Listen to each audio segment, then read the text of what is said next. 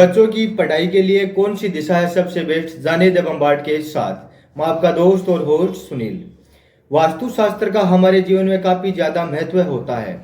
कहा जाता है कि सही तरीके से की जाए तो परिणाम काफी सकारात्मक होते हैं।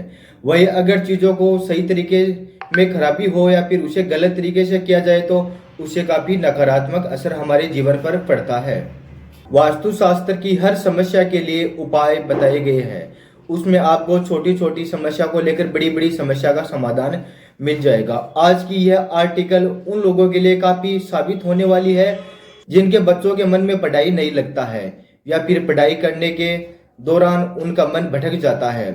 आज हम आपको बताने वाले हैं वास्तुशास्त्र के अनुसार बच्चों की पढ़ाई करने के लिए किस देश को सबसे बेस्ट माना है। तो चलिए द बम्बार्ड के साथ पढ़ाई करने के लिए पॉजिटिव वातावरण जरूरी है। वास्तुशास्त्र की अगर माने तो पॉजिटिव वातावरण में अगर बच्चे को पढ़ाई करने बैठे तो ऐसे में वह ज्यादा बेहतर तरीके से फोकस कर पाते हैं। केवल यही नहीं कि उनमें उत्साह का संचार भी होता है। ऐसे में बच्चे किस जगह बैठकर पढ़ाई कर रहे हैं इस बात का ख्याल माता पिता को रहना बेहद जरूरी होता है। वास्तुशास्त्र की माने तो बच्चे जिस जगह बैठकर पढ़ाई कर रहा है वह बिल्कुल शांत और स्वस्थ होनी चाहिए। केवल यही नहीं, उनका स्टडी टेबल भी यही दिशा होना चाहिए। उनका स्टडी टेबल भी सही दिशा में होना चाहिए।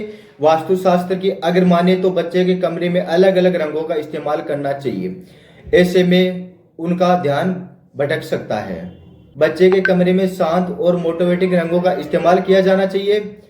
पढ़ाई करने के लिए कौन सी दिशा सबसे बेस्ट है।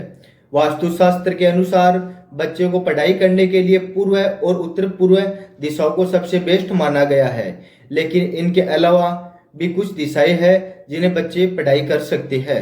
बच्चे पूर्व दिशा में ही पढ़ाई क्यों करें।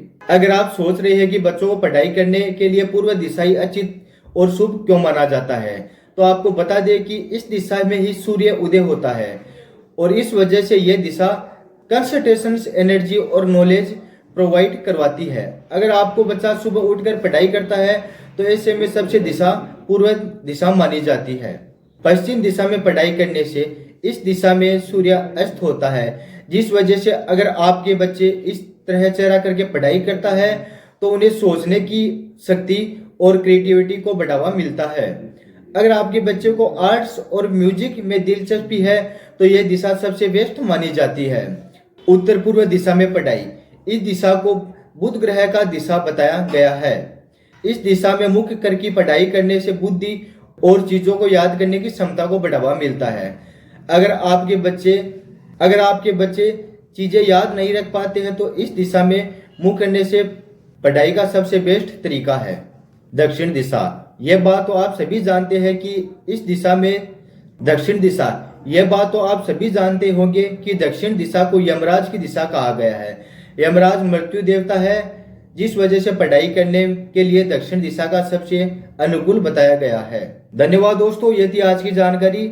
मिलेंगे किसी अन्य वीडियो के साथ, तब तक के लिए धन्यवाद। आप देखते रहिए द बम्बार्ड। मैं आपका दोस्त और होस्ट सुनील।